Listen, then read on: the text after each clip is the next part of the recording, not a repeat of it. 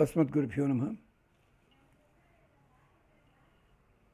नमाम्यहं गुरुनित्यं सर्ववेदान्तपारगं सूर्यश्रीवेङ्कटाक्षं च लोककल्याणकारकं गौतमन्वयसञ्जातं वेङ्कटार्यगुरुसुतं रामानुजार्यसच्छिष्यं रामानुजमहं भजे।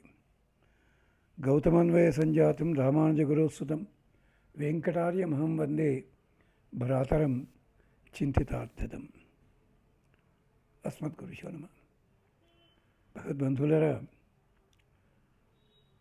టీకేవి ఆర్పి అన్న దాంట్లో మనం చెప్పుకుంటున్న వేదమంత్రాల సమన్వయం ఇదంతా కూడా ఒక గ్రంథంలోంచే సేకరించింది మాత్రం కాదు. ఒకరి దగ్గర కూర్చుని శిష్యరికం చేసి 5 ఏళ్ళు 3 ఏళ్ళు 4 ఏళ్ళు 10 ఏళ్ళు వారు చెప్పినవన్నీ గుర్తుపెట్టుకుని అలా తయారు చేసింది కాదు ఇది. అలా అని చెప్పి ఎక్కడా లేనిది పట్టుకొచ్చింది కాదు. మాకు మార్గదర్శనం చేసిన వారు, ప్రత్యేకంగా ప్రత్యక్షంగా బోధన చేసిన వారు, ప్రత్యక్ష బోధన ముగ్గురు: ఎన్సి రఘునాథాచార్య స్వామి, అలాగే డాక్టర్ కందాడే రామానుజాచార్యుల వారు, శ్రీమాన్ మరంగంటి శ్రీరంగాచార్య స్వామి. వారి దగ్గర ఒక్కొక్కళ్ళు ఒక్కో విశేషం. ఉభయ వేదాంతాలు ఒకరి దగ్గర, పురాణాలు స్మృతి గ్రంథాలు ఇంకో చోట, అలాగే సంస్కృతానికి సంబంధించిన కావ్యాలు, రామాయణ భారతాల్లోంచి సన్నివేశాలు ఒక చోట. అలా తెలుసుకున్నప్పుడు వారు చెప్పే విధానాన్ని చూచి ప్రేరణ చెంది ఓ విషయం చెప్పేటప్పుడు ఇది ఇలా చెప్తే ఎలా ఉంటుంది, ఇది అలా చెప్తే ఎలా ఉంటుంది ఆలోచించుకుంటూ ఒక్కసారి పరిశీలన చేసుకుని మళ్ళీ దానికి రాజముద్రికి అవసరం. గురుగారి దగ్గరికి వెళ్ళి, అయ్యా దీన్ని ఇలా చెప్పబోదామనుకుంటున్నాను, చెప్పచ్చునా, దీంట్లో ఇంకేమైనా సవరింపులు ఉన్నాయా అంటే వారు ప్రత్యక్షంగా చెప్పినవి ఉన్నాయి, పరోక్షంగా సూచించినవి ఉన్నాయి. ఒకసారి శ్రీమాన్ రఘునాథాచార్య స్వామి వారు అమీర్పేటలో వీణా నారాయణాచార్య గారిని వారి ఇంట్లో చెప్పేటప్పుడు అనుకోకుండా యాదృచ్ఛికంగా కురంగి పంచకం అని చెప్పారు. అది ఇప్పుడు 82, 83లో. దాంట్లో అన్ని శ్లోకాలు రాలేదు నాకు. 5 శ్లోకాలు కావాలి కురంగి పంచకం, 6. ఒకటే శ్లోకం రాసుకోగలిగా. మనస్సులో పడిపోయింది. ఎక్కడ వెతికినా దొరకటం లేదు. అది ఎవరిని అడగాలి? మళ్ళీ వరంగల్ వెళ్ళి కనుక్కొని ధైర్యం చాలటం లేదు. అంటే పెద్దలు సుమర్శంగానే ఉండేవారు. అలాంటి సమయంలో ఒకటే మార్గం దొరికింది. వారికే ఉత్తరంలో వినవించుకున్నాను. అయ్యా, కురంగి పంచకం నేను చెప్పగా విన్నాను, నోట్స్ రాసుకున్నాను. దాసుడికి అది ఎక్కడ దొరుకుతుందో చెప్తే ఉపయోగించుకుంటా అని చెప్పి మళ్ళీ వారి కార్యక్రమాలు వారికి ఉంటాయి కదా. దాదాపు 2 సంవత్సరాల తరువాత వారి దగ్గర నుంచి ఉత్తరం వచ్చింది. కురంగి పంచకం వైష్ణవ పత్రికలో పడింది ఒకప్పుడు, భక్తి నివేదనలో కూడా పడింది. అనుకోకుండా దొరికింది అది. ఆ కటింగ్ పంపిస్తున్నాను. ఇప్పటికే అది ప్రాణప్రదంగా దాచుకున్నాను. అలాగా తరువాత విశేషం ఏంటంటే, వారే కురంగి పంచకానికి తమ గ్రంథంలో ఒక 80 పేజీల వ్యాఖ్యానం రాశారు. ఈ లోపల ఆ వ్యాఖ్యానం వచ్చే లోపల ఒక వైష్ణవ సంఘం వాళ్ళు పిలిస్తే ఉపన్యాసం చెప్పమంటే కురంగి పంచుకొని మొదలుపెట్టాను. అప్పుడు ఇంకా ప్రొఫెషనల్ కాదు. 10 నిమిషాలు కాకుండా ఆడియన్స్ ఖాళీ అయిపోయారు. ఎందుకు బోర్ టాపిక్ అని చెప్పి నవ్వుకున్నాను. అది ప్రేరణ కలిగింది. అలాగా ఒక్కొక్క చోట అందుకుంటూ వచ్చి ఇప్పుడు భీముడిది పూర్తి చేయాలి నేను. దానికంటే ముందు ఈ మాట చెప్పాలి.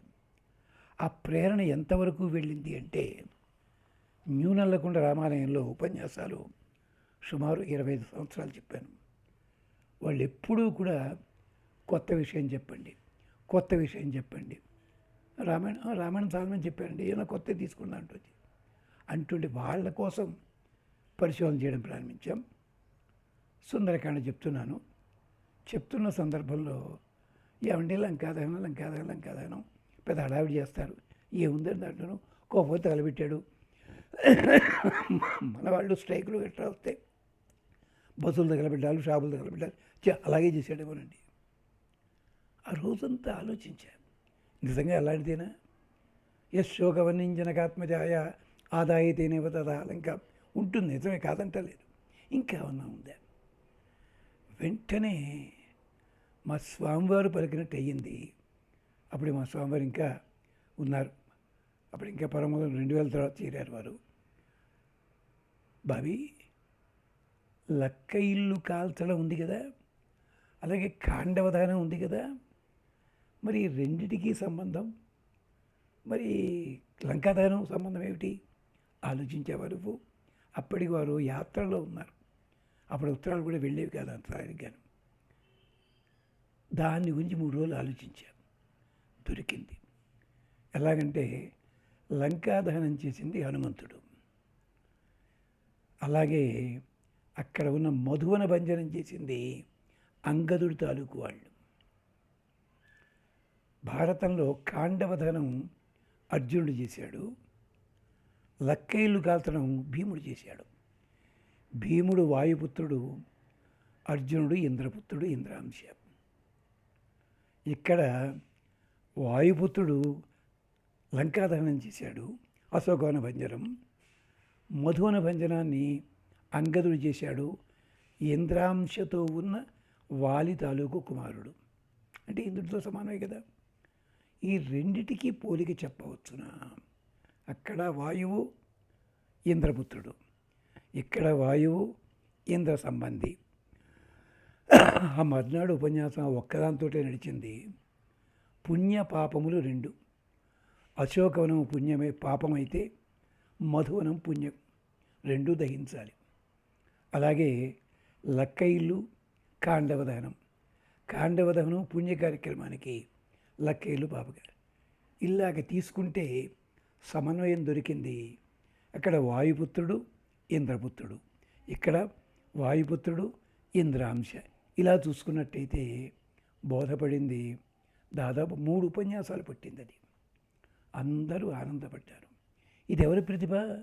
దాసుడిది కాదు, ఆచార్యుల వారిది. అలాగే 2000 సంవత్సరంలో దూరదర్శన్లో రామాయణం చెప్తున్నప్పుడు 10 ఎపిసోడ్స్ అయ్యాయి. ఒక సంక్షేప రామాయణంలో రామజన్మం వరకు చెప్తేనే 53 ఎపిసోడ్స్ పట్టేవి. సరే, 13-15 అయిపోయిన తర్వాత రాముడి గుణాలు చెప్పుకుంటున్నాం. ఇక దూరదర్శనంలోకి అడుగు పెట్టబోతుండగా అక్కడ ఒక దేవాలయం ఉంది, చిన్న దేవాలయం, గ్రామదేవత. అక్కడ స్కూటర్ ఆపి కొత్త ఆలోచన వచ్చింది. గబగబా డైరీ తీసుకుని నోట్ చేసుకుని స్టూడియోలోకి వెళ్ళిపోయి అక్కడ స్వామివారి గుణాలు చెప్తూ కృతజ్ఞ అని ఉంది. అక్కడ కృతం జానాతి ఇది కృతజ్ఞ. ఎవరెవరు ఏమేమి పనులు చేశారో గుర్తుపెట్టుకుని దానికి తగ్గట్టుగా ప్రవర్తిస్తాడు. మామూలుగా అర్థం చెప్పుకున్నాం కృతజ్ఞత అంటే ఏమిటని. చటుక్కుని రాముడి గురించి చెప్పాలి కదా. అందుకనే పట్టాభిషేక సమయంలో అందరికీ కానుకలిచ్చి అంగదుణ్ణి ప్రత్యేకించి వెనక్కి పిలిచి అంగదాయ అంగదే దదవు, అంగదుడికి భుజకీర్తులు ఇచ్చాడు అని ఉంది. దానికి వివరించారు. వాలి మరణించే ముందు అంగదుడిని చూపిస్తూ అంగదం కనకాంగదం అన్నాడు. రాముడు అంగదుడే చూశాడు, భుజాలు బోడిగా ఉన్నాయి. అది గుర్తుపెట్టుకున్నాడు స్వామి. అంగదుడి తండ్రి కనుక బతుకున్నట్టయితే పట్టాభిషేక సమయంలో యువరాజుగా చేస్తూ అతడి భుజకీర్తులు తొడుగుండేవనే ఉద్దేశం. అందుకని రాముడు పట్టాభిషేక సమయంలో అంగదుడు కూడా తన కుమారుడు వంటి వాడే కదా. అందుకని కిష్కిందకి యువరాజుగా చేసేవాడు. ఇక్కడ అంగదాయ అంగదేదవ్ అని చెప్పాను. ఆడియన్స్ నుంచి మంచి వచ్చింది. గ్రంథాల్లో ఎక్కడా లేదు.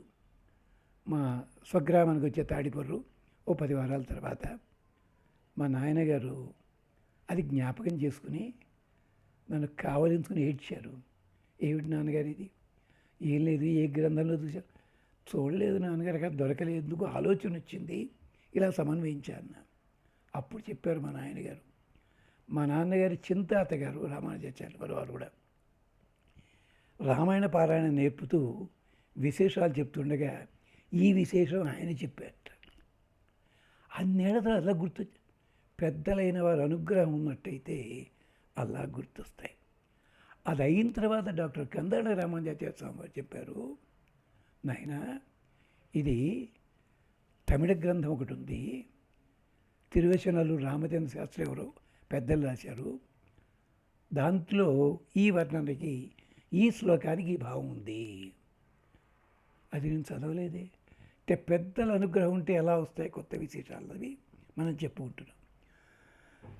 అలాగే కృష్ణరాయబారని చెప్తూ, అది రుక్మిణికి వెళ్ళని చెప్తూ తన రథం మీద తానే వెళ్ళాడు కృష్ణుడు.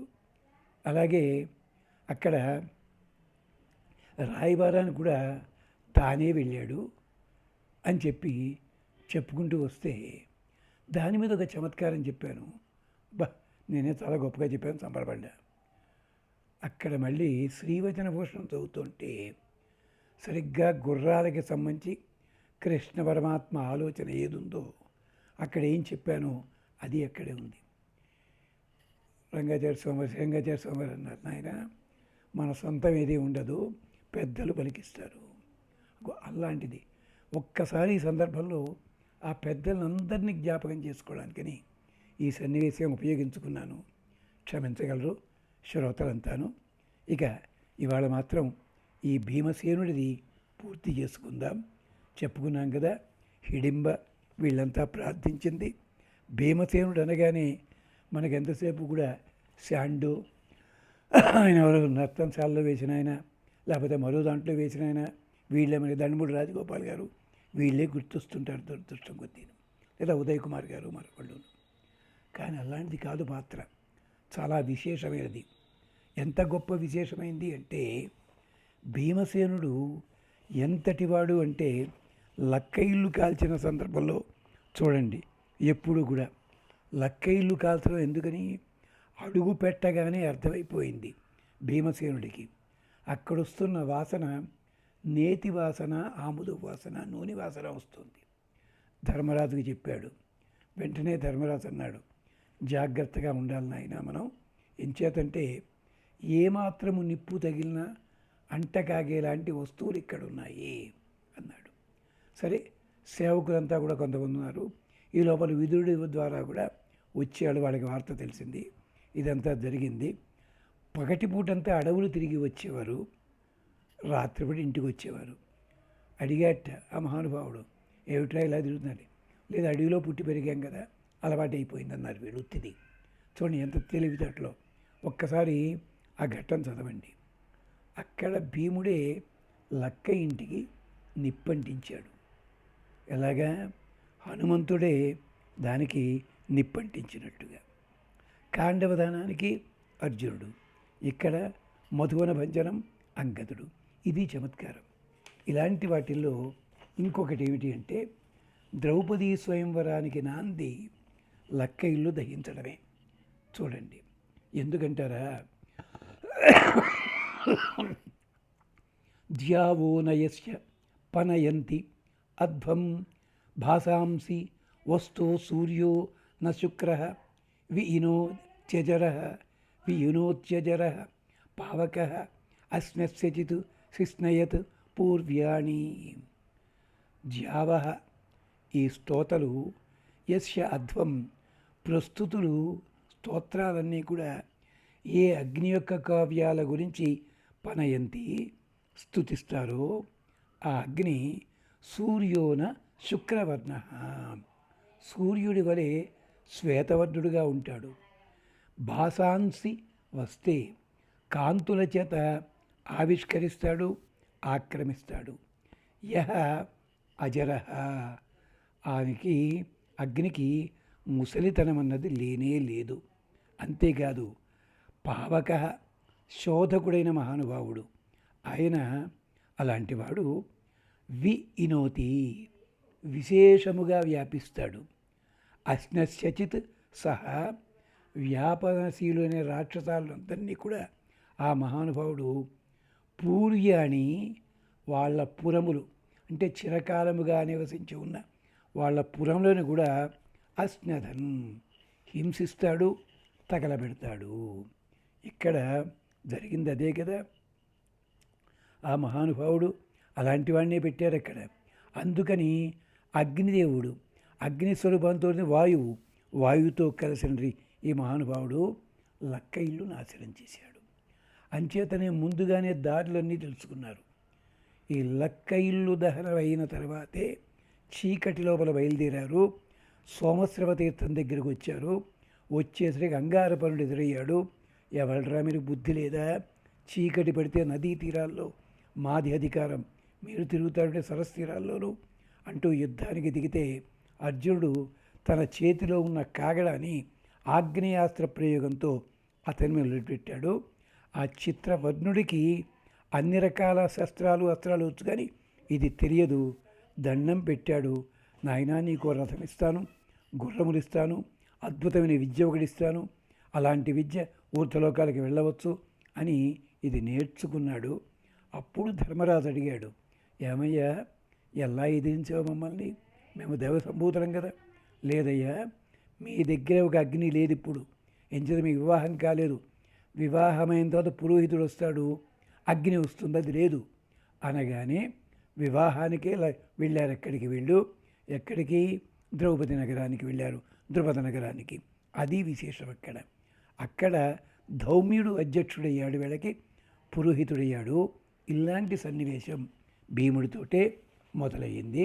అలాగా అందుకని భీముడు ఇంత గొప్పవాడని చెప్పడంలో అంతరార్థం అది. అంచేతనే భీముడిని తలుచుకుంటే శత్రువు వినశ్యతి ధనంజయ కీర్తన ఉంది కదా. అలాగే మనలో ఉండే పాపం వినశ్యతి ఉరుకోదన కీర్తనేనా, ఇది జరిగేది.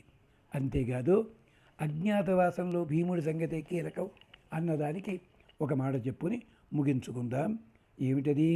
ఖాండవ దహనం లక్కాదహనానికి తీసుకుంటే జామిహి సింధూనాం భ్రాత్రేవ స్వస్రాం ఇభ్యాత్ర రాజా వనాన్యత్తి యద్వాత జాతో వనావ్యవస్థాత్ అగ్ని దాహతి రోమా పృథివ్యా. జామీ సింధూనాం, నదులకి బంధువు ఈ అగ్ని. ఎంచేత అగ్ని నుంచే నీరు పుట్టింది కదా, అందుకని. స్వస్రాం భ్రాతేవ వనాని అత్తి రాజ్యాయిభ్యాత్ర, రాజు శత్రువులని వధించినటువంటి వాడు, వాయువుచే ప్రేరేపించినవాడు, అలాగే సోదరికి సోదరుని వలె రక్షణ కలిగించేవాడు. వనాని అత్తి, వనస్పతిదేవతని కాలుస్తాడు, మళ్ళీ కొత్త చిగుళ్ళు ఇస్తాడు. అలాగే వనాభ్యస్తాత్, వనముల నుండి అగ్నేయి పృథివ్యా రోమ దధాతి, అలా చేసి భూమికి రోమములు అంటే లోమములు అంటే చిన్న చిన్న మొక్కలు ఇలాంటివన్నీ కూడా ఓషధులన్నీ ఇస్తాడు, దహిస్తాడు. రాజు శత్రువుని వధించినట్టుగా ఈయన వధించి ఆ గాలిని అన్ని చోట్లకి పంపించి రోగములు తగ్గిస్తాడు. అందుకనే యజ్ఞం చేసేటప్పుడు యజ్ఞ ధూమమంతా కూడా అలాగే వచ్చి మనకి ఆరోగ్యాన్ని కలిగిస్తుంది. యజ్ఞము లోపల వేసే ఔషధులు, నెయ్యి ఇలాంటివన్నీ ఆ ధూము చేత మనకు ఆరోగ్యం కలుగుతుంది. అది విశేషం. అల్లా వెళ్ళాడు. అంత మాత్రమే కాదు, బకాసుడి అనుచరులు ఉన్నారు కదా, వాళ్ళంతా కోట్లు కోట్లు సంపాదించారు. వీళ్ళు వెళ్ళి శుభకార్యాలకు వినియోగించండి అంటే మళ్ళీ వచ్చారు, నగరానికి వచ్చారు, పాంచాల నగరానికి వచ్చి బ్రాహ్మణోత్తములంతా ఎవరెవరు యజ్ఞాలు చేస్తుంటే అక్కడ యజ్ఞాలకి దక్షిణలుగా ఉపయోగించడానికి సంపదలు ఇచ్చారు.